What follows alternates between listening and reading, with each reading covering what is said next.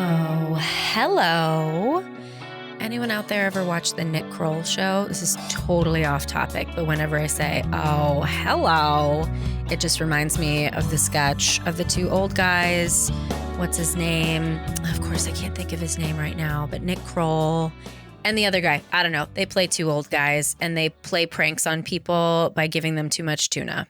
It's ridiculous. I don't know why I told you this story, but you just heard it. So, hi, welcome to Conversations with a Wounded Healer. I'm your host, Sarah Bueno. And for today's solo episode, I wanted to I'm totally stealing, but I guess it's not stealing if I give them credit. But there's a podcast called 10 Things That Scare Me. And they're literally only 5-minute episodes, and they have people just list off the things that scare them and then talk a little bit about some of that stuff. So I wanted to do that. And it's interesting how difficult it was for me to come up with 10. It was easy for me to come up with like 5, but getting to 10 was a struggle. And I guess I'm kind of reflecting on that and curious if that's actually indicative of not having many fears or being kind of a fearless person, as I do like to think of myself, not as fearless, but like, you know, I push through fear. Like, I'm not afraid to be afraid. Ooh, maybe that's the title of this episode.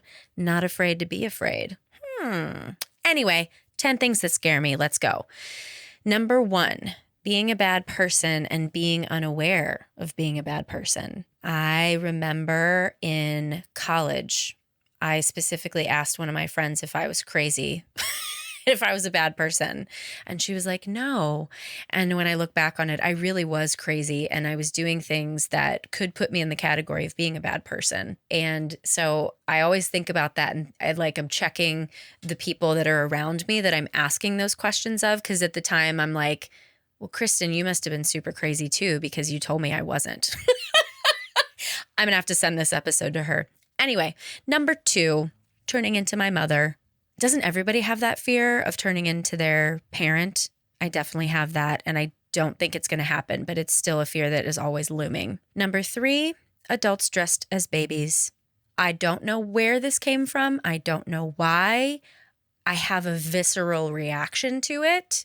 Something in a former life, an adult dressed as a baby attacked me or something.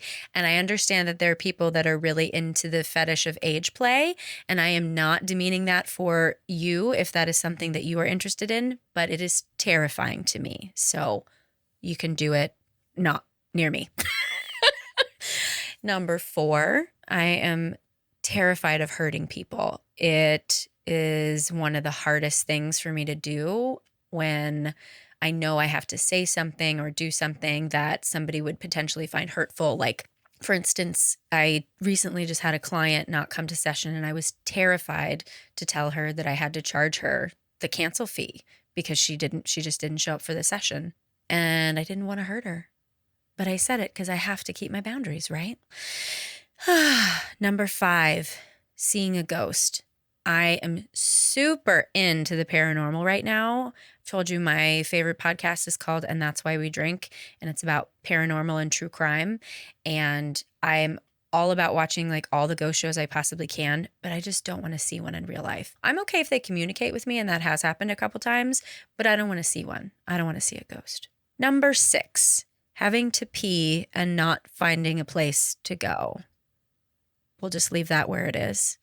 Number 7, bugs crawling into my ear when I sleep, or you know what, in my mouth, actually. That's more terrifying. Number 8, my brother dying. That's one of my biggest fears. And my husband and I always joke that, you know, if someone came at me and my brother and my husband with a gun, I would stand in front of my brother and protect him instead of my husband, because I can get another husband, but I can't get another brother. Number 9, being grossly misunderstood. I think the fear of not being heard and not being understood, to me, is more terrifying than any sort of isolation or anything. I just think if I'm not understood, then I don't exist. And number 10, losing my vision. I really think I need to see, and I hope that doesn't go away. So that's it. 10 things that scare me. I'm curious what scares you.